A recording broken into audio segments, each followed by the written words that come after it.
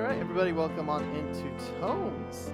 Today we will actually be covering the season finale of Rings of Power. And Finally! yes, and with me is my co-host, Cody. Hello, everybody. Thank you for coming. We're happy to have you here with us. Yep, always happy. And again, if you really like us, like our content, go ahead, hit the like, subscribe, or follow, or just whatever kind of media you're searching this on, whether that be Spotify, YouTube. Just go ahead and give us a follow, give us a good listen, and honestly, we would greatly just appreciate that. It's no cost to you, and it just helps us really kind of motivates us to even continue to keep on doing this. Alright, But so, go ahead. I'll say before we get into this, is there any kind of announcements? And now you guys are probably going to be wondering, what the heck are they going to cover now that Rings of Power is over? Well, that's a good question that we're still trying to figure out ourselves. But there will be an episode next week, although we will Yes. be changing up the schedule just a little bit. Just because of the way this has been since this is Rings of Power, we really needed to kind of release this as soon as possible to stay topical, so to speak. Yep. So now that we're not really going to be doing Rings of Power, we're not really following any like of the fantasy shows like House of the Dragon. This one we can start making our own content, and that one there really isn't going to be any pressing deadline. So we could even record this some other time during the week. But what I'm wanting to do is I'm hoping to plan to release these up on YouTube on Mondays going forward. Sounds good. Just so And then that way, like we could even record Thursday, Friday. Then that gives me the weekend to kind of edit things up, get the video clips, get any kind of media that we need, and even add maybe some other interesting sound effects to all this. yeah, I'll have to let you know my schedule each week just because Mhm. school and all that. I have tons Yeah, of homework. yeah. So, School work is just whatever we can do, but I yep. think then that way it frees up most of our time because yes, we've been aiming to do this at least on Fridays or Saturday mornings for the recording, and then I try to release it the same night. Yeah, and that's a And lot. it's a lot of work. It is a lot of work on my end too. But then this way, it's a lot more calmer. I can then approach it as like, okay, we can record this on Friday. I could edit this on Saturday, like really in depth edits. Anything I didn't finish up, I could finish up on Sunday, although I'm trying not to. And even still, Monday morning, I could do it and then we could post it up. Like, this is just so that way we can give you a higher quality video instead of what can I quickly mash together within a day.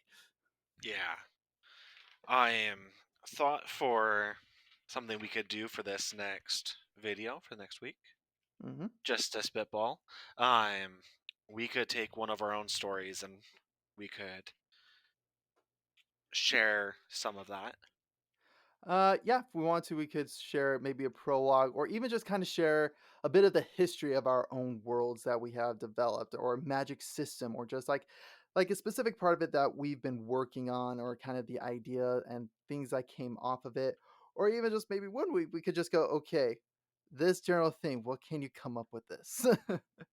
Yeah, we'll go through and we'll get that. Because again, this is no paid sponsorship, but recently, me and Megan have been watching a lot of Markiplier, and they actually have a podcast called Distractible, where actually what they do is it's three guys. It's Mark, Bob, and Wade. These guys sit around, and one of them is the judge, and then the other two are sharing stories. And based on the stories, based on some type of criteria, they give each other points. Okay. Like one of them, quite literally, the guy's like, okay, if they say the goal in this video is they have to make each other laugh. Whoever makes them laugh, like for instance, if Mark laughed at one of Bob's jokes, Bob gets a point. Okay. So it's just they share stories, share ideas like that. I thought it was just it's a kind of a funny idea. Yeah. Oh, that'd But be it's tons just of fun. more yeah, so I was just like, you know what, let's kind of keep in that same vein-ish of just us telling stories or story ideas. Hmm. And sometimes we could even just come up with a random prompt. Is like, okay, magic system idea, something with ducks, like something like that. See what we could come up with, like in the spur of the moment. Yeah. Oh, Ju- that'd be fun. Yeah, we'll and come up with something. This will be good. Yeah, yeah. So if we're really struggling for ideas, that's an idea I have. And only reason I said ducks is I have a rubber ducky that I call my camera woman, Mhm. who's sitting on top of my camera. It's a little rubber duck that's on top of my camera. That's awesome. Something to look at while you're. Exactly. So Yeah, that way I'm not just looking at a camera when I'm doing my live streams or making any type of videos. I'm actually looking at like a I'm looking at something. yeah. See, I just But stare at the light. The oh light yeah, next to my no. camera. That's what I stare at. Actually, okay. So this week I actually was I have a Canon camera like that takes good high quality pictures, but I found out that I could actually use that as a webcam. Oh, okay. So that thing it's so much clearer than my 1080p Logitech webcam, and I Yeah, also have one of those ring lights where it's just that big circular ring that and it's a bright light. yeah. So I basically have my own like studio setup now for video recording. At this point, I'm like, I am officially going full fledged on YouTube and Twitch streaming. That's awesome. but, but anyway, so should we dive right on into our topic? And holy Hannah, I'm so glad we're at the end of this now. I know. As much fun as it's been and as positive as we've been trying to be with all this, it's nice that it's done. Which honestly, I think should say a lot about the show. If you have your watch base gone, oh, thank heavens it's over, you did something wrong. Yeah. So, diving right on into the season finale of The Rings of Power. So, I will admit that I also did something not so good. After I watched all this, I had my opinions formed and everything like that. I started seeing what other people have said. And It makes it I worse. It makes not it only so did much worse. it was very, again, one respect makes it worse. Other respect, I'm like, okay, I'm founded. Like, I'm not the only one thinking this. Yeah. Because the fact that okay, Forbes has generally been, in my opinion, just like very much like nice towards just media in general. Oh, they did not hold back on Rings of Power. In fact, I believe it said in the article that it was like one of the most disappointing season finales of all time. That was a pretty bad season finale. It was so Like anticlimactic. it is so anticlimactic. Like everything we thought about, like we already knew. We called like Everything. 99, yeah, like there might have been like a slight error. In fact, actually, when we get to it, I'll even explain it further how we called it so early on, and how I even called how exactly they were going to do it, and they basically did. Yeah. It was so disappointing. It was so disappointing. Like, don't get me wrong. Like again, I think as I even watched like the quartering, the way he said it, he's Yeah. like, "Don't get me wrong, there were a couple of peanuts in this turd," but Yeah. Yeah, that's a good way to put it. and for me, I think I even figured out some of the other issues as he went through this.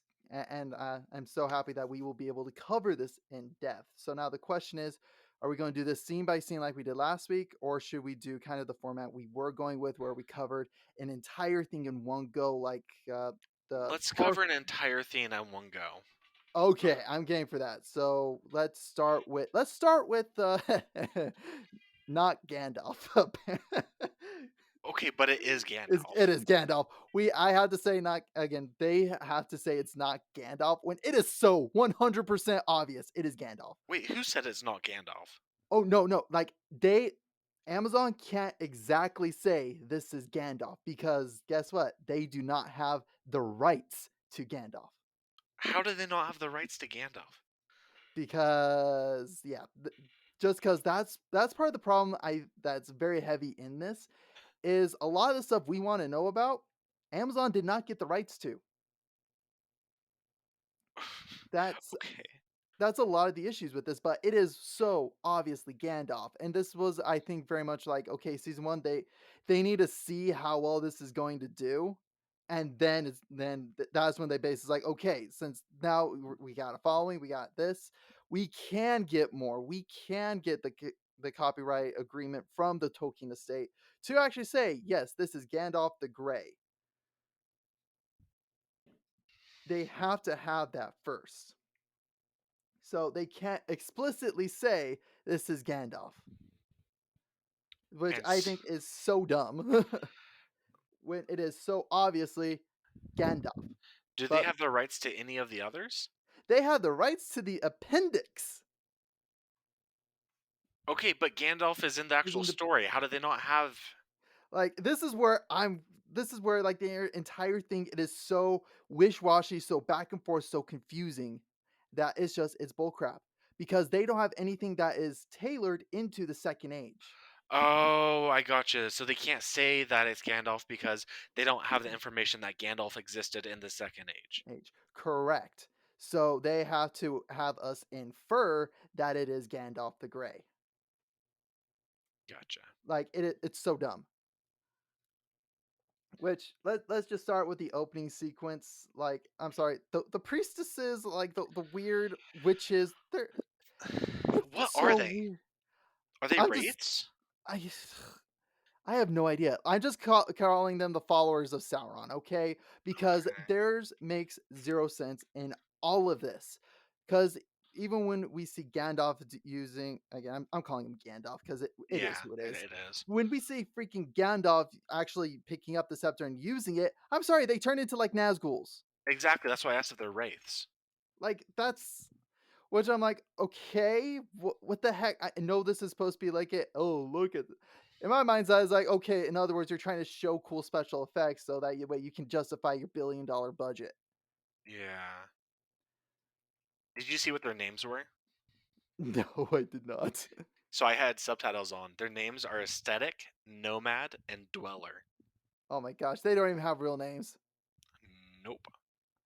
Like they had no real plans with these characters. They were just like, let's throw them in. Let's throw like because again, this whole Gandalf thing. Because okay, first thing they say is like, here's hell Sauron.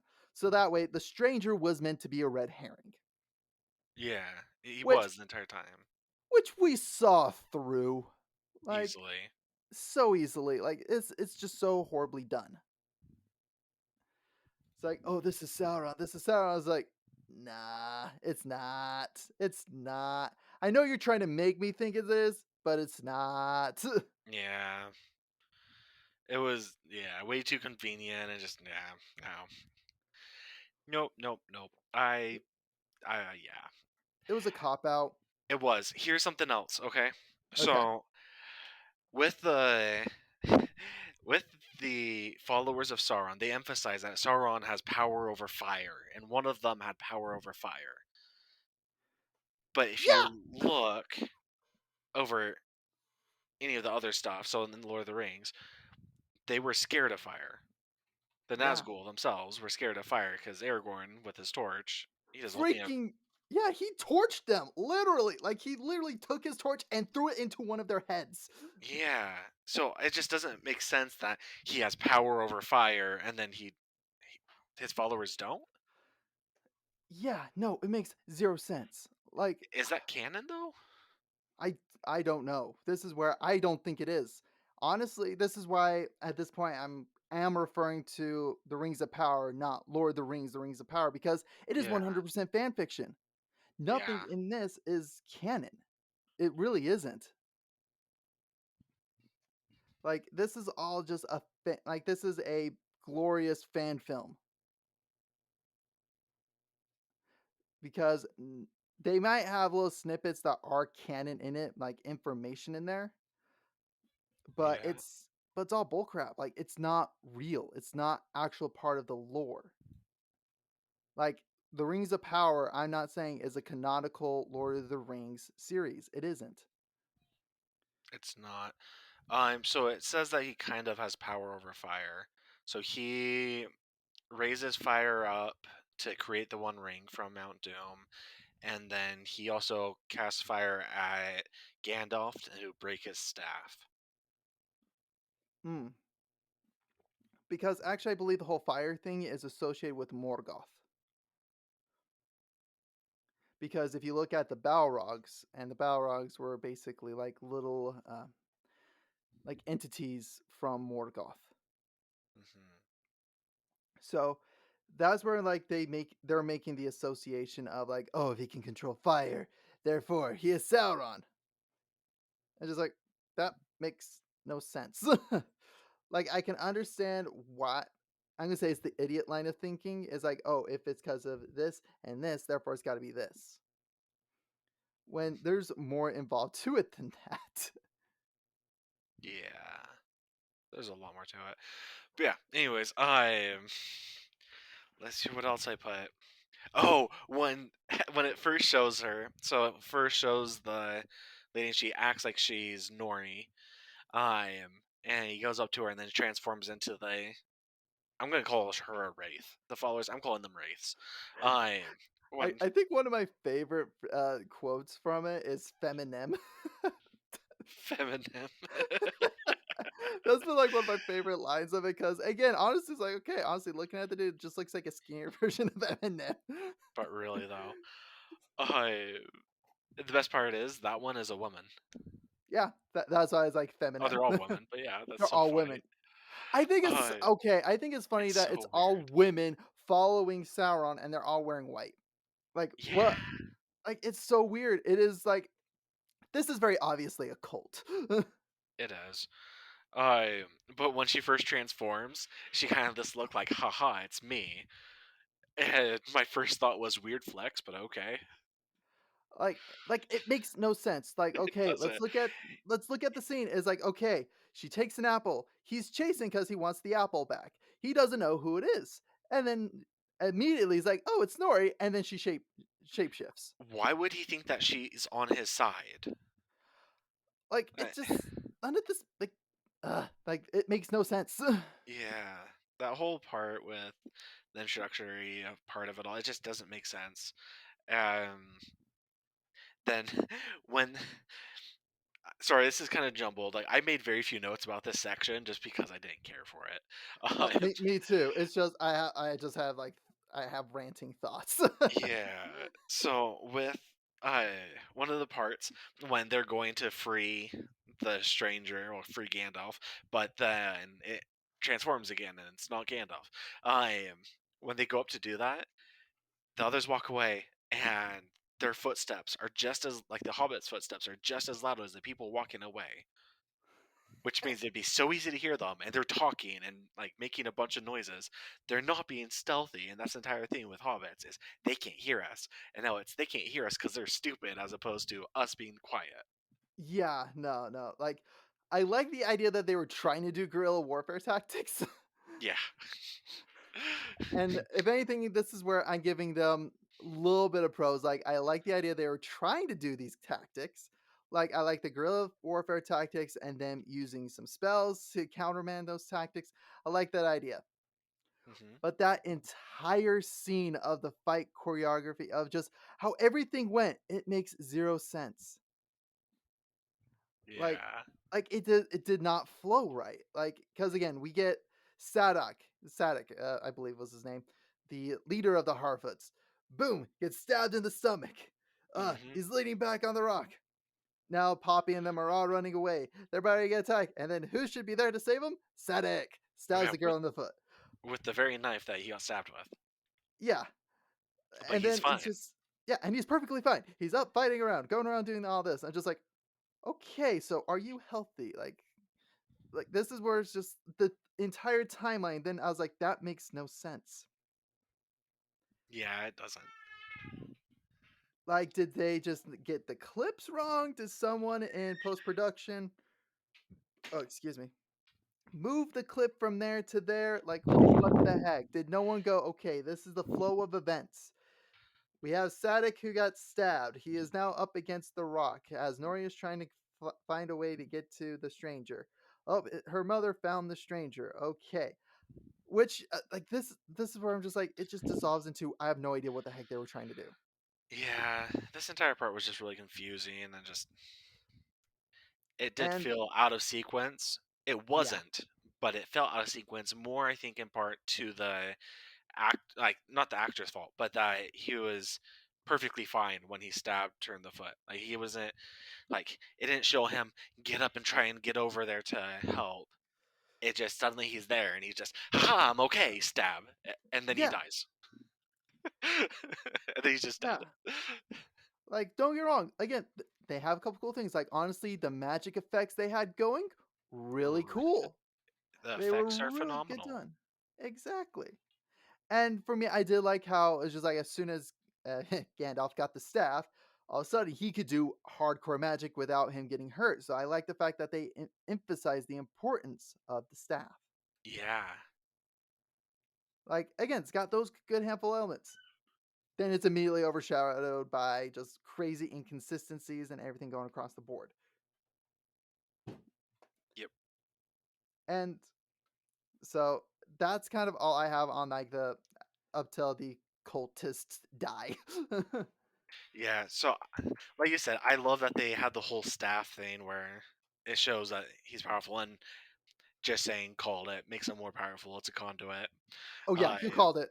You called it so good. I'm just like, dang, go as that was how I was like, dang, Cody called it good. I was hoping that he was going to manufacture one right then and there, and not use hers, which I thought was kind of weird. Um, Hmm. and because it showed like he was with all the wind and the trees and all that, and it seemed to be like forming something in front of him out of like a pillar, and I was like, oh, his staff, his staff. Really? That nothing? And I was so disappointed. I would be so excited to see that. I don't care how they get the staff because he just shows up with it later, like a new staff when he comes back as Gandalf the White. Hmm. So how do they get the staffs? Do they make them? Are they given to him? It doesn't say it. Here it shows that they don't start with them. So I figured he has to make it, and I figured that'd be a cool way to do it, Yeah, but they and didn't.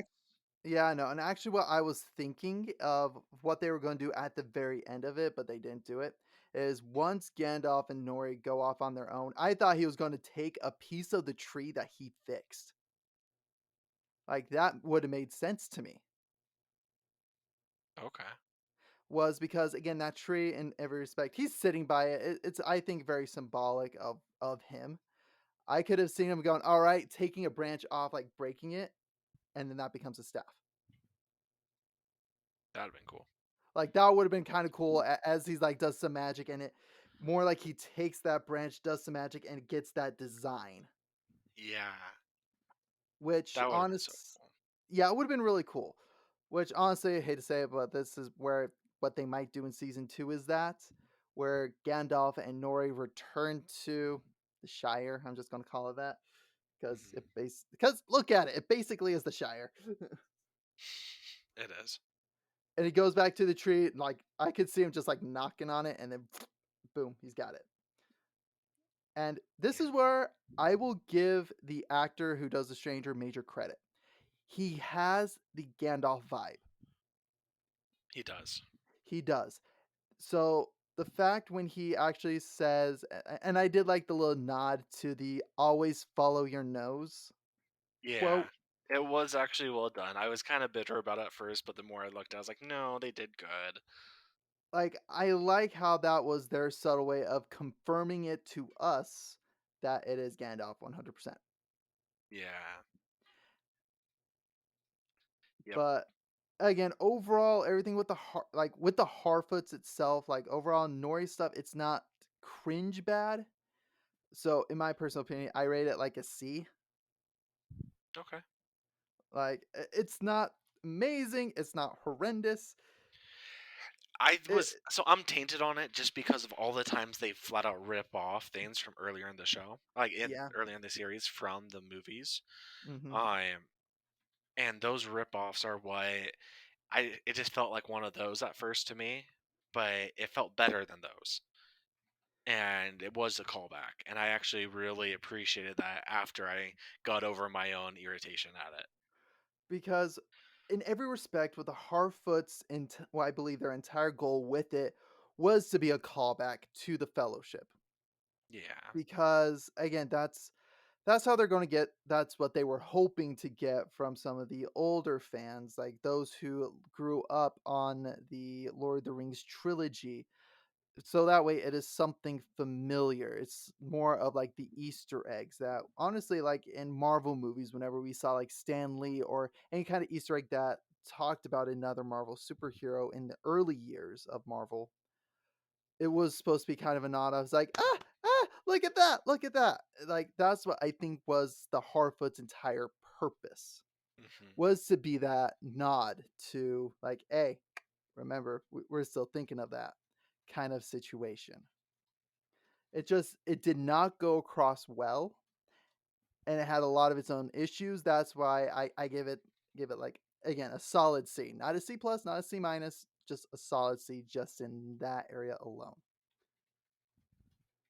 Okay, I agree with that.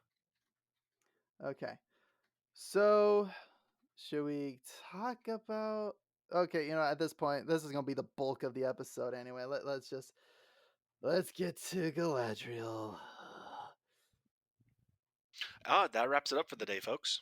It's garbage. It's garbage. So I actually thought she did a better job in this one than she did in any of the other episodes. I'm not gonna lie. Yes. I thought it was well done. I am going into everything. I thought it was very abrupt that she suddenly didn't trust him. Yes. Um, but it was understandable why. Kind of, because my first thought. So she never heard. I watched the recap to begin with, and so it was Adar that said the whole thing about Sauron wanting to overcome, um, or it's like to do something that was overcoming the flesh. And was Halbrand in the room when he said that? No, he wasn't. He came in basically as soon as she was going to kill him. Okay, I thought so because her first thing was Halbrand in the room with you when, like, or did Halbrand talk to you? Why would she immediately jump to Halbrand being the one who said that when he never heard anyone say that? And she has his, like, he has her complete trust. And if I heard someone say that and I knew that Sauron had just said that, I would think they're the one. Especially if they say, like, that came from my own mind. I would And say, are you Sauron? I would start looking at them. And that's and how it not felt. Is yeah. Celebrimbor supposed to be Sauron now? Like, did he replace him? That'd be kind of cool. Yeah, yeah. No, no. And honestly, okay. So going back to that entire conversation, Celebrimbor did state that he was talking to the human, aka there's only one human in the city. Yes. So that and what for me was the trigger wasn't the over flesh thing. It was this could be a power into the unforeseen world, which is where Adar talked about that's what Sauron was trying to do. That's where you could have made that connection. That's where Galadriel could have said, the unseen world. Where did you hear that? That's what Yeah. she should have said, not flesh over flesh. Well, Because also he honestly, talks about all of it. So he says the unseen world, it's power over flesh, and like two other things, and it's power of spirit, I want to say. yeah. And so all those things were talked about by both Celebrimbor and by Adar, Adar. as what Sauron was trying to do. And Hmm. so he quoted almost word for word the whole thing that Sauron was looking Hmm. at. So that's where it did that. And then like when he said it, and it didn't show Halbrand say that to him, and Yeah, he so never said that. it didn't. I mean, it might be implied now that he said it when they were working together at some other point, but it doesn't show it. So we don't know. It doesn't make sense. It doesn't have the building blocks it needs. Yeah. Which okay, I'm going to backtrack here. Let's backtrack to them arriving in the city. They need to stop with the slow mo. It's not doing any good for them. No, it's not. It really isn't. But one thing that it just annoyed me. This is where it annoys me so much. Was okay. Galadriel's now back in the city. Elrond's like, wait, what the heck are you doing here? Yep. And then they sit down and just like, okay, we need to have a talk. We need to have a talk. And finally, it's just like, okay, I probably shouldn't send you on that boat. It was basically Elrond telling Galadriel he is sorry for what he did when actually he is not the one at fault. Yeah. Like that was like my biggest beef prior to all of this is that in all of this, Galadriel is justifying her actions, saying that it was like her destiny. She felt something inside her telling her to leap out of the boat. I'm just like, you're just justifying your vendetta. Hmm. And then you're just like, you know what? I forgive you for sending me home. I'm just like, there's nothing to forgive. But really, though. And then I actually really did like when Halbrand does meet Celebrimbor. And this to me, I was like, oh, this is so obviously Sauron again. Very obviously, at this point, they're being cheeky. In fact, because one of the things that Sauron gets called is when he does do the rings is it's called Sauron's gifts.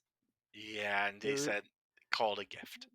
Exactly. I was like, Sauron's gifts. I ain't putting my nose like cheeky bastards.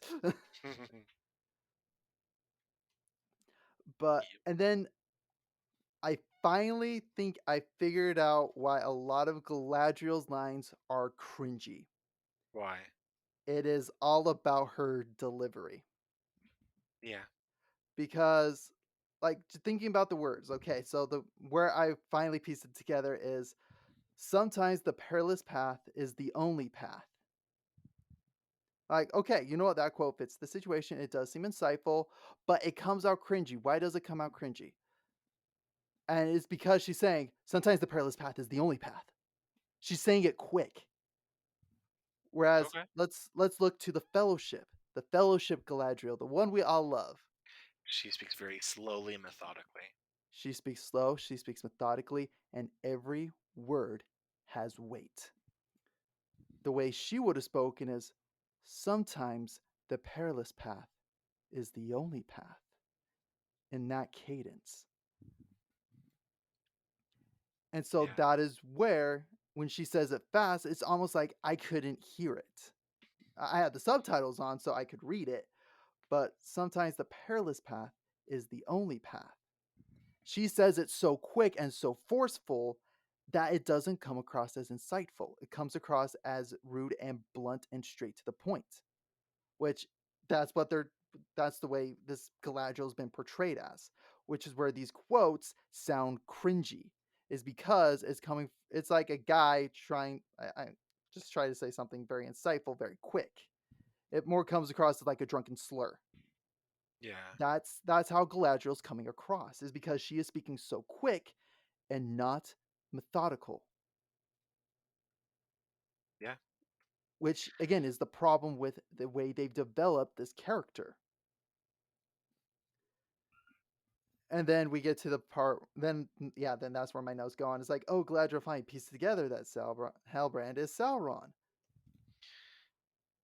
Yeah. Okay. So something with this scroll is really irritating me.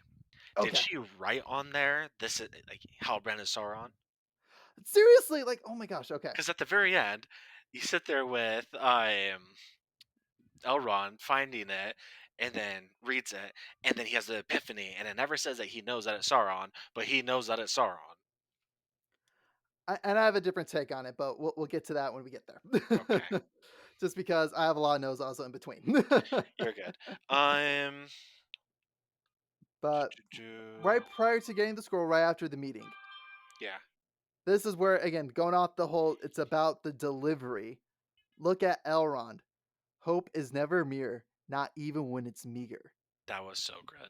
So good and delivered fantastic. I was like, that is not a cringeworthy line because he said it right. It's a corny line, do not get me wrong, but it's so good because of the way it was said and the way it was delivered and in the instance it was said in. Mhm. Whereas a lot of Galadriel's is just like, oh, quick thought.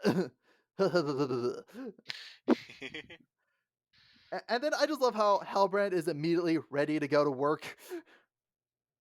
Yeah, And then after that, just again, Galadriel is meeting with the guy saying, okay, can you find me the scroll in the catacomb? As Elrond, Celebrimbor are passing by with like a thoroughfare of people, and then all of a sudden, It is just Galadriel and Halbrand in the middle of the city square, and there is nobody around for miles. Yeah. It felt so weird and so empty. It didn't feel like a city. Seriously, like this would work better, like, okay, if they were in an office, not in a city. Like, at least have two people move across screen, give it some activity. And then the entire like she's like, "Oh yeah," Galadriel's like, "I balanced the scales." It's like, "No, no, I owe you much more than that." This was like, okay, actor for Halbrand, this is where he's going above and beyond. Like this is where he's doing great. Hmm. And I just love at the very end in my mind's eye, it was kind of more of a threat that no one will ever forget that Galadriel welcomed him into their existence. Yep. That no one will forget what Galadriel did. I was like, I love how that's more of a threat. Yeah. I thought that was I thought that was really well done. He did a great job, honestly. Halbrand did a great job, and I Mhm. love the moment he got there. His entire persona It's shifted changed. to Sauron, and because we saw the glimpses of him throughout the series, but now we see him in the full. He doesn't care Yes. anymore. He doesn't care what Galadriel thinks. He's just well, he does, but he doesn't, and it's At very this much point so. at this point, he's very much like, I got what I want. I got the knowledge I wanted, and I'm good. Yeah. But I think my biggest pet peeve with it is that okay, I know during the entire vision thing, I'm like, you know what? I agree with Sauron. It's sad. I'm agreeing more with the villain than I am I with know.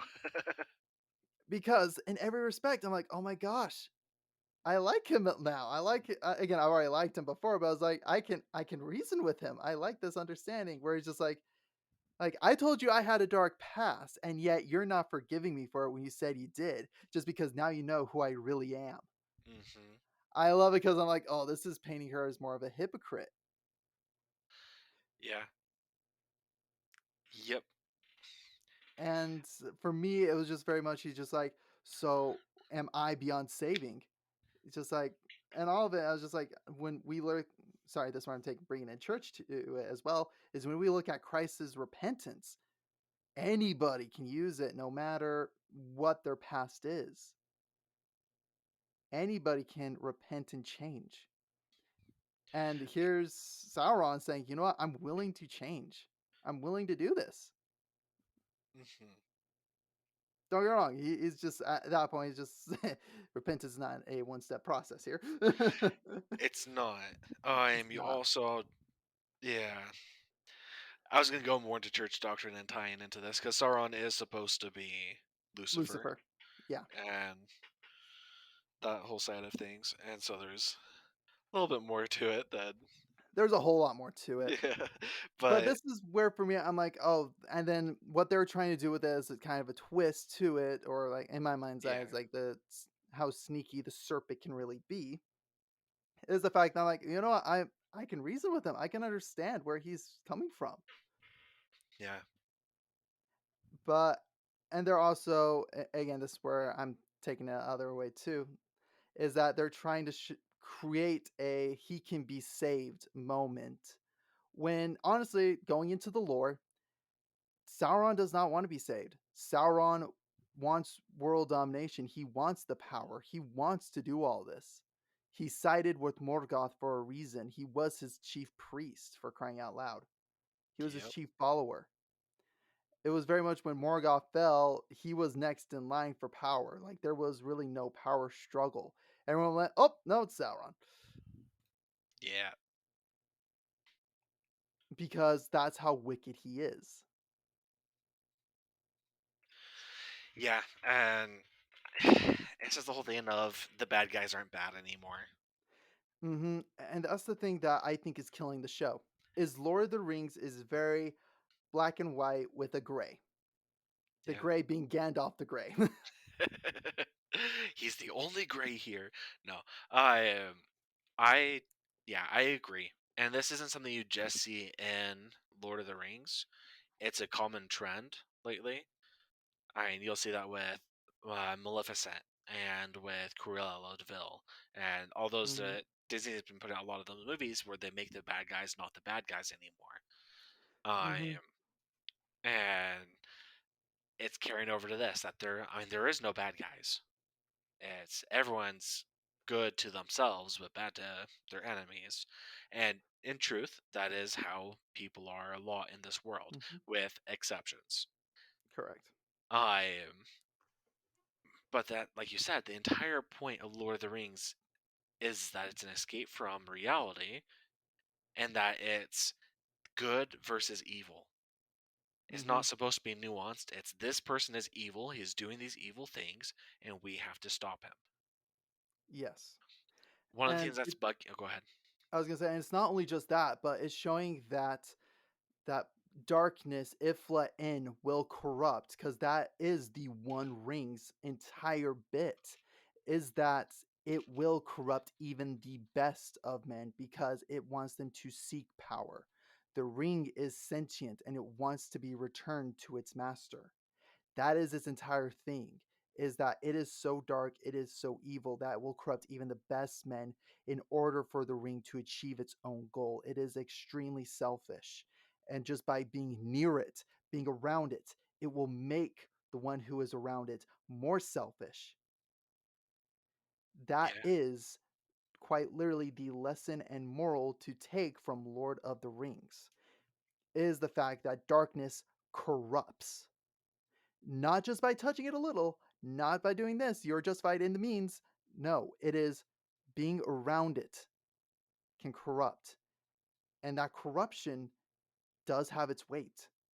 There is a path back, but the burden is heavy. As we see with Frodo, who willingly takes up the ring in order to destroy it. And we see that the ring keeps on trying to corrupt him, and even at the very end, it does what it does. yep, That is the entire thing with Lord of the Rings, is that darkness will creep its way in, and even those with the strongest heart, they need to hold fast to their to good stuff, whether that be to their faith, whether that be to family, whether that be to friends. Something that is positive in your life, you gotta hold to. Whereas the ring, as we see with Smeagol, it turns them into dark, isolated, angry, selfish creatures. yeah, And Rings of Power is trying to blur that line. it is. It goes And back to what we talked about before with the mhm, Mithril. yeah, And yeah, so the keep going. creation of Mithril. Yeah, Yeah. I have a thought about the whole scene of Sauron twisting her mind and playing on everything. But you keep going first. I was gonna say, it's a sad that I really enjoyed that scene because I'm like, this is where Sauron is breaking Galadriel. I was like, He oh, I did want her. so good. He did so good. Like, I loved that scene. I love that entire sequence because it is quite literally going, you let me in. You did this. Only one to blame is yourself. Yep. And that's why I'm just like, yes. Oh, sorry. I smacked my mic. So I try to move my chair up. You're good. But yeah, no, I think that's all I kind of really had. Other than prior to, let me see here. Let me look over my notes. Uh, okay. I kind of hate, this was kind of a pro and a con at the exact same moment. Okay. Is that okay? So we see basically the workshop explode. Like, Yeah. okay, I thought that was funny, and then Galadriel comes in, and I think the thing that I hate the most with this all is that Galadriel is the cause of everything. Galadriel has done everything in this entire show. She's the reason for everything in the show. Yep. She's the reason we have three rings. She's the reason that like her ideas are the only reason any of this works. Yes, I hate that, but this is where I think it's kind of funny. Is Galadriel's just like, give it a rest, maybe don't put so much pressure on yourself. And then they're like, that's the answer. And then they go immediately right back to work and I know, just ignore the ignored her. council. I was like, yes, she gave them the answer, and now they're ignoring her. I love it. Yep. I love that. I hate the fact that she gave them the answer, but I just love the fact they're like, aha, now we can ignore you because now we're going back to work. Yep. And then the entire reveal of her throwing down the scroll, trying to be dramatic. I'm like, wait, was that scroll toss supposed to be dramatic? Because it didn't land. Yeah, it definitely didn't. Yeah, I love that part with like it exploded and everything. And yeah, I definitely agree with everything about Galadriel. It's just so frustrating. Just take her out of the show already. Like, this is where, in every respect, Galadriel should not be the star of the show. No, she shouldn't. If they dropped her to be a B level character, B to C, where honestly, same level as Gilgalad, Yeah, like same level, that amount of involvement, where she just have her be his counselor, have her be the one that has his ear, giving that wise counsel to him alongside her husband who is alive.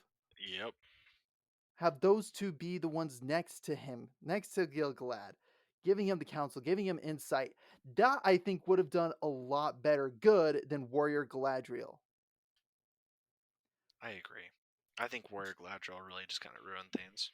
It ruined things because, again, dude, I've at this point my social media feed is like, oh, here's the reasons what's wrong with women in media today. I swear that's like most of my feed nowadays. But and again, the guy I was watching on TikTok made a good point. Is that they're trying to put women in male roles They are. because, and this is where it just does not work because we see this with Gladriel, we see this with Rey in Star Wars because women, honestly, as they are, what they've learned and who they become, that's who they are. Hmm. That doesn't work when it's in a guy scene. Guys become. Guys are constantly learning and striving for something, whereas women are. They're supposed to be already like kind of at that level. Don't get me wrong, they still learn, they still make mistakes, they still have their problems. This is where I give Muriel major credit, is because in a lot of respects, she is a queen. She is who she is, and she is responding with who she is. She's making the choices, she's making the counsel, and she's changing based on what is going on. Yeah. Galadriel, we need to see a character arc, which we're not getting because in a guy's role, the guy is the reluctant hero that becomes the hero. Hmm. Whereas with Galadriel, she's already supposed to be the hero, supposed to be this warrior, and they're trying to give her a character arc. It does not land well. It does not land properly. Yeah. And again, and it's just the fact that we've seen this trope time and time again, and it's not working nowadays. Yeah. Yeah. No, I definitely agree. Um, was the person you're listening to Shad? I have no idea. To be honest, it's just like one of those things I quickly opened TikTok and that was like the first thing it said. I was like, okay, I've heard this time and time again. And so I swiped up. Okay. I heard something similar. I typically don't watch him just because he gets redundant and it makes it really annoying. But he has a channel called Shadversity, and then he also has a channel where he talks with other people. I don't remember what it's called, but I know they're talking about Rings of Power, but they're watching a movie called like The Woman Night or something like that. What was it? I don't remember, but it was a warrior princess one, and literally it was they put a woman in a male role, and that was the entire movie. Oh, geez. Okay. Uh, it was that exact thing that you're talking about with it, and that's why I thought It's that's why I was just checking that, on that. yeah, no, it's just like, I feel like this stuff is more demeaning women than it is building it up. It is. Because, It's making yeah. men and women interchangeable when we're not. And this is just like, to me, what made women great, what really makes a woman strong, is her mind. It is her way and keen intelligence. Because this is where, again, us men, we're brash, we're bold, and in every respect, we're stupid. Exactly. So this is where, in my mind's eye, it's just like that's why when you would get a cavalry, you would get mostly men because okay, let's just I would say we could even do like a poll of women. Let's get like 50 or to 100 women. 100. Let's do 100 so that we have an even percentage. Ask them, it's just like, okay, when you envision death, how do you vision it? Like, how do you want to die? Like, what would be the most ideal? Pretty sure a good majority will say, you know what, I would like to be home in bed. I like to die in my sleep. I would like to die in comfort. I would like to die with those around me who love me. Yeah. Now let's do another thing. Group of 100 men. Glorious battle There you go. in a Like burning building, I saving want some child. I want to die in again, I'm paraphrasing this. So it's like I want to die in agony as I charge a line in the name of my country, in the name of my family, in the name of XYZ. You know, Just because we want, because to us, the way we envision that is like, glorious death. exactly. Whereas women don't view it that way. They really don't. Just because to them, it's like, who wants to die? Who's going to be the one to care for it? Whereas guys, we're dumb and stupid going, all right, charge it on in. Like, charging a battle line is something only a stupid guy would do. Like, let's be honest. Really though. Only guys are stupid enough to play chicken, and that's really what medieval war was, is we get 2 armies and it's chicken. Whoever it pushes back the gets pushed back the most loses. I mean, you're not wrong. I I'm mean, not you are, wrong? but you're not. Especially in movies. Oh, Especially in movies. The way movies portray it, that's exactly it. exactly. That's how it's portrayed in movies. Yeah. Whereas, yes, in actual tactics and actual stuff like that, there's a lot more that goes into it. There is, like, again, looking at Alexander the Great's tactics with his phalanx, like, oh my gosh, like the Man was mousetrap brilliant. like that is where it's brilliant. It's more taking that charge it head on, and it's just like, okay, here's a little gateway for you, and then we get a poke you. Exactly. But and again, that's the thing. It's just like only guys are really dumb and stupid enough to say, let's charge into battle, whereas women are going to be, no, let's stay back, let's build up, let's build our community, let's build friends, and see if we can work this out in a more diplomatic solution, because that's the smarter path. Have you heard what the world would be like if women ran everything? I think I've heard of it. There would be no wars, just a bunch of countries not talking to each other. Yes, yes, I've heard that one. And the point of that is not to be sexist. The point of that is that men and women think very differently. And so the point Exactly. of everything we're making is that they're putting a woman into a male's role and it doesn't work because it doesn't feel authentic. Hmm. It doesn't feel like this is the way things are. It feels like it's the way that people want things to be portrayed as, but it's just not the way things actually are, with physiology and sociology and everything with that. And so it's just frustrating that it's game that, oh yeah, Let's say, and I'm just this is rambling. where Galadriel in this episode, the reason why she wasn't as unbearable is because at this point she is not taking on the warrior esque role. No, She she's is, not. in every respect, taking on a diplomatic role, Yeah. and that's why this works a little bit better. Because in most of these scenes, she's trying to figure something out. She's trying to figure out who was the real line, who's supposed to be the king of the Southlands. Like, what is that line? This is where she is figuring it out. She's using her brains, Yeah. and that's why for her in this bit it works better. Now, this is where again, as we get towards the very end of the episode, where they did a few good things. Like I really liked how they're like, you know what, we need silver and gold in order for the Mithril to bond, and that is the dagger she has to give up. I'm happy she gave it up Yeah. It was a big because step. it was a big step. This is where it's like Galadriel's now giving up the dagger for the greater good. This is where, if honestly, we should have gotten this part of it within the first 2 episodes to Yes. this point within Galadriel's arc. Because then it's more like she actually gave up the battle and was just like, no, I'm not the warrior anymore. I need to become the diplomat. I need to become the counselor, because Yeah. that is where the character itself thrives. And of course, I saw this as Elrond dropped the mithril in. What did all that smelted hot iron look like for a quick minute? It Was it looked like just the me? eye. Yep, looked Looked like like the the eye eye of of Sauron. Sauron. Like, I'll put a picture right next to the two, and it is 100% the eye of Sauron. Yep.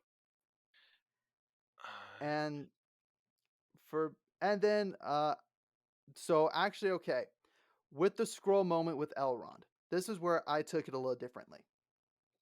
okay. I saw it as Elrond knows that Galadriel is hiding something from him. He knows this. He Hmm. wants to figure out what it is. And so now he is not trusting Galadriel. He does not trust her anymore. Okay. That was the take I had on it.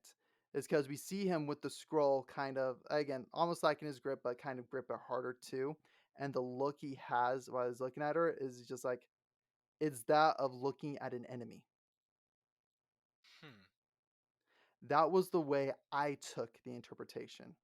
Again, I could be wrong, but that was the message I got from it is that Elrond now no longer trusts Galadriel because she is hiding something from him and she is taking advantage of him. Yeah. Okay, I could definitely see that. Um, yeah, it was very much so. I definitely agree that he doesn't trust her anymore. Um,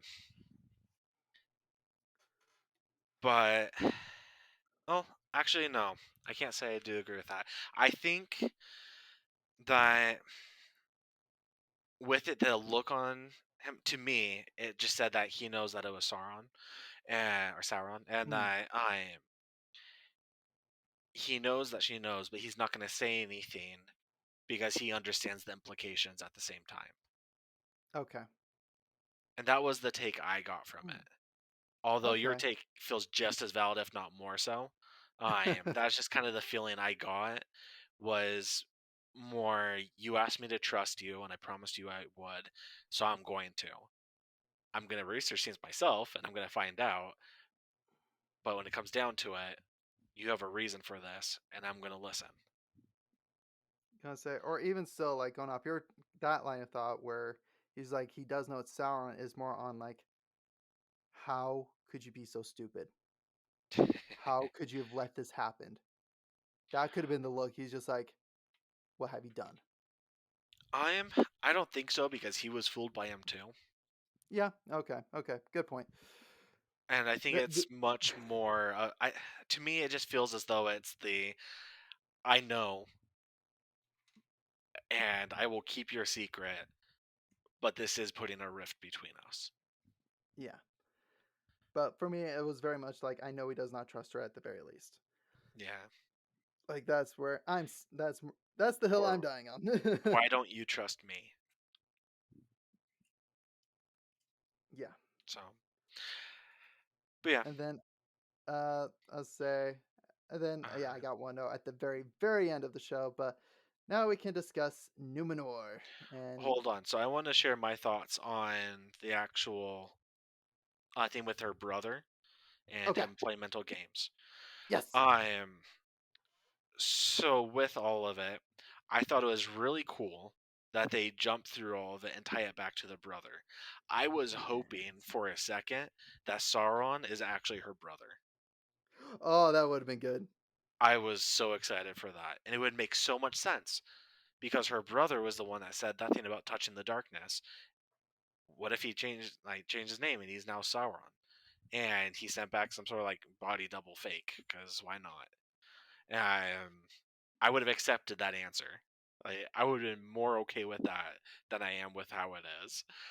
Um, Yeah. because it doesn't explain anything about the brother. Oh no, It doesn't. does not. It just. Why would her brother say that? And how does Sauron know that her brother said that to him? Says that to her. It doesn't make sense unless it actually is that her brother is Sauron, but it's not. Uh, Or was actually working with Sauron. So actually, how Sauron knew that is actually Galadriel did tell her herself, Oh, told him that's herself right. That's in right. that She said one it to him. scene. Yes, that is where I was like, Okay. okay. So that's where Sauron was able to use that mental. That's where in my mind is like, aha, he now has he has a key to get into her mental psyche. That's right. We even talked about that. I That's am how we first okay. came up with the hashtag make Galadriel Sauron. That's right. But yeah, anyways, so with that, I really liked the whole sequence, and I thought playing up the brother side because he knew that was what affected her the most, Yeah. really did. Like you said, it was breaking her, and Yes. then he transitioned when that didn't work, and the transition was a good one. He knows Yes. that she craves power. He knows that she wants to stay close to the light, and those two things, and so he ties them in together and goes, "I'll give you the power, and you stay close to the light. We can do this It's like, and together." you can, yeah, and you can drag me to the light too, because I want to get back to the Valor. I like the light too, because Yep, they're trying to mingle freaking light and darkness. yep. Um, so that was the whole. I thought it was just really well done going between those two sequences. Okay, Yeah. now then, on to Numenor. Numenor, the little bit that we have of it. Oh my gosh. Yeah, so starting with the sister, right? Yeah, yeah, yeah. Yeah, Because yeah, what was his name? Farazan brings in all the artists and to sketch his face yeah. for the So king for all. it chose a few of the assistants to the artists who were exceptional to do it as well. And Yeah, that's who she which is. yeah, which was like, okay, so is that her goal? Is that what she's studying? Because at this point, it's been super vague. Like we've had like zero idea of what she actually is doing. So when it was first introduced to her, it said that she got the internship and is basically as architect type thing. So yeah, as architect, and that's what they're doing with this is they're setting up a statue, and so Okay. it fits with what they said. Um, Okay. doing all that, but it was just convenient that she was the one that got chosen. Like she's one of them that got chosen and everything, and is the one that hears the king. And it was a little too convenient for me. Yeah, no, and for me, I just don't like the way she looks because she always looks like she's pissed. Like she always looks like she's angry. Okay, Like RBF that. is a very serious condition. Yeah, I know, and she has it strong. Like, She really okay, I like does. RBF. Like it's just like her RBF is so off-putting. Like it just makes me go, no, I would not trust you within 500 yards of me because I'm Yep. afraid you're going to stab me just for looking at you. Like not even just looking at you, looking in your general direction. Yeah. Like that's the vibe I get from her, which I do not like. Why does it end her sequence pulling the cloth off the Palantir and never shows her again? I know it's so weird. Like, are we supposed to infer that? Oh no, no, she's corrupted. Which I'm guessing. Oh wait, we called this. Well, so no, it's not that she's corrupt. It's that so She the gets king looked too too. deeply, and that's why he went crazy. For her, it's going to be that she now sees the future and what's going to happen, and she's going to be the reason they go back. She's going to see her brothers alive or something in the new season. They're setting up something for the new season, but it didn't wrap anything together with it. Yeah, And that's, I like think, the is the entire. point. But I hate Yeah, when they no, wrap things up in the first episode of a second season or of a season rather than wrapping things up in the finale because it's always underwhelming and it's always like a one quick thing that they could have done and give and just didn't do. yeah, and just. I just gonna say, I thought this was funny. I thought how fast the king was. Oh, I He's a know, fast right? old man. He's so fast. I even in the moment I pictured him doing like a little Me too. I'm glad I'm not the only one. oh man, I just Just yeah. no, the entire thing with Numenor, it's not even much of a cliffhanger. It's more on like, what? Like, it's more Yeah. of like, what are they like, what are they trying to do? Yeah, they're just setting up things for season 2 that people won't remember because they put so little time and effort into it that no one remembers it. And not only just that, season 2 is not even gonna come out for another 2 years. It's coming out in Uh, 2 years? in 2 years, yeah. No one's gonna remember at all. At this point, I was just like, "Dude, Amazon, drop it. Like, this is gonna be the time to drop it. It really No one's is. going to care." By the time you come out with it, they go, "Oh, yeah, that was a thing. Was it a good thing? No, it wasn't a good thing. Okay, I'm not gonna watch it." Exactly. Yeah. Like, All right, moving on to the rest of Numenor. yep. I I was so excited for a moment because no one's wearing their armor. I They're know, wearing I tunics. saw that. They learned until the very end where they're getting into the city and they see all the black flags. And one day it shows one person and he's still wearing his armor. And it's just, why? Why are you wearing armor? 'Cause he's an imbecile. Oh, wait, okay. Oh my gosh, what's the one meme? There's always oh, Carl. It's Carl. Carl, it's Carl. Yep. Oh my god. Okay, real quick Shut up, tangent Carl. side note is they've thrown Carl into some Warhammer memes, and it's been hilarious. Oh no. I think I've Oh seen my those actually. I love him so much. I was like, "Oh, I love Carl." So I love good. Carl too. Row, row, row your boat. Have you seen that one? Yes, yes, where they're, Okay. like, again, they're in Quickly up the stream, locked and load in tactic mode, United States Marines. Shut up, Carl.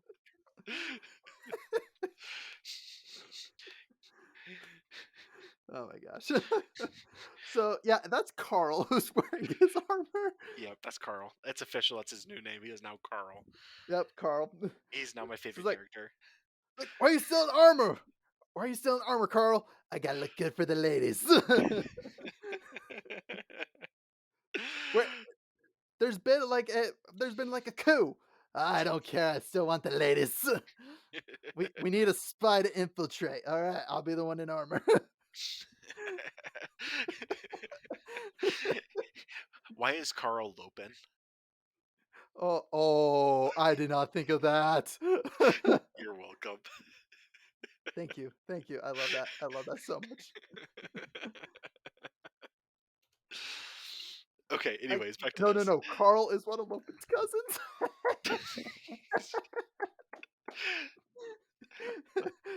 Carl's a Herdazian. He's Lopen.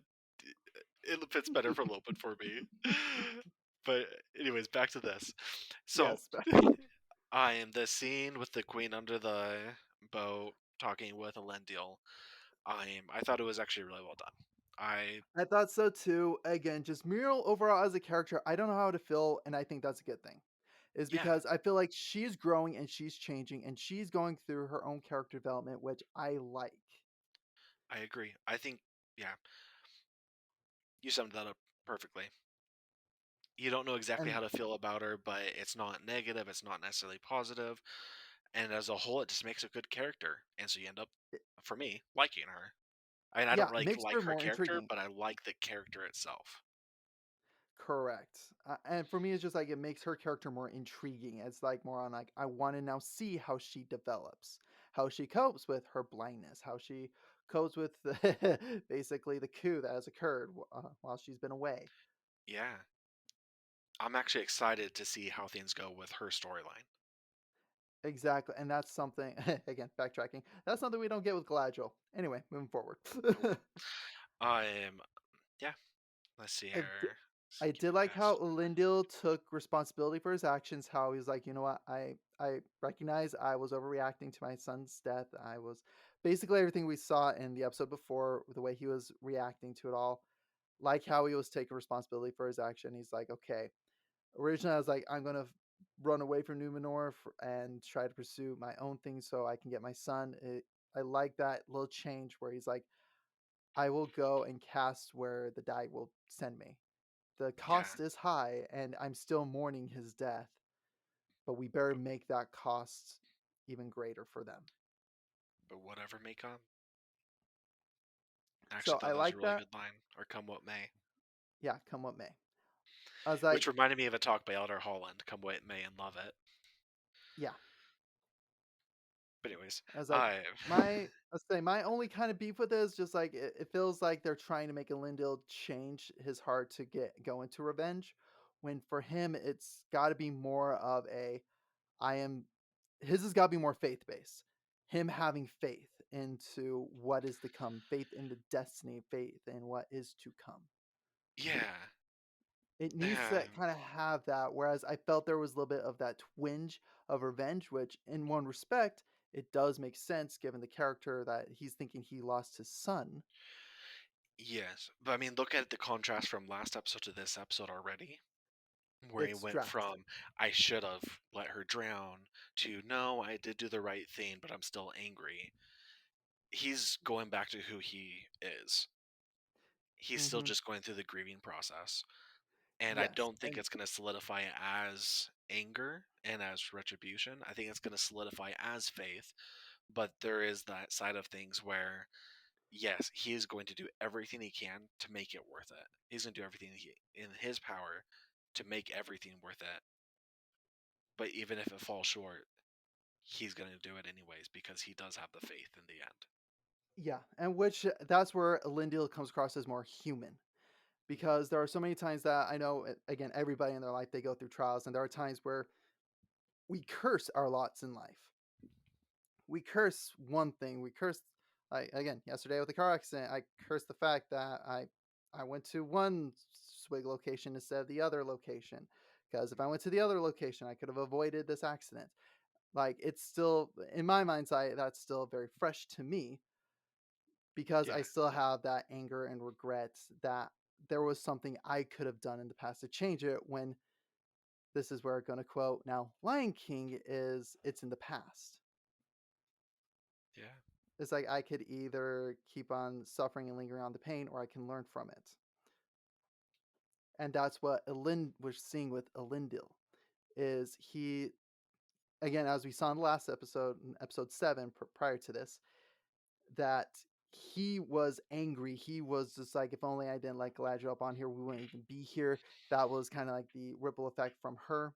To where it's just like, you know what? No, what's happened has happened, and this is where I need to now look towards the future. I'm still mourning the loss of my son, but I still need to look towards the future. yeah. And I think that is a good way to sum up the Good episode. way, yeah. It's been Although, crappy, yep, it's been crappy, and honestly, I have but one our future final, is bright. I have Go one ahead. final con, Yeah. which is the closing song. I know. What was that? I know. I was like, the closing song does not fit at all. I Like the mean, tone, everything with it. I know what they were going for because again, I heard the first few lyrics before I immediately shut it down because it just sounded like nails on a chalkboard to me. it wasn't even. It wasn't good. It Did they pull the lines from somewhere and do Yeah, that, or because did it's they supposed write to it be themselves? it was supposed to be the lines from again beginning of the fellowship, how many rings they gave to everybody. It's just like 3 rings to the elves, 7 to the dwarf lords, 9 to the race of men. Like that was supposed to Yeah, be what the song was about, but it just came across as nails on a cross chalkboard because again, the very ending we're given is Sauron going into go, going back to Middle Earth, going back to Mordor. Mordor. Yeah, And basically, I'm going to guess what next season is supposed to be with him is him raising his own army and him getting ready for basically the war on the Third Age. yeah, But that's beside the point. The tone should have been dark, not kind of upbeat. Like it's just it was so much of a contrast flip, and it just did not work.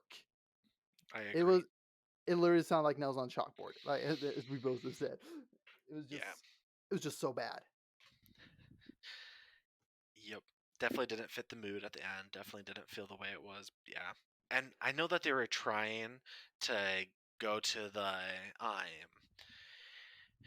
I feel like they were trying to go along the lines of "May It Be," the song at the end of the Fellowship.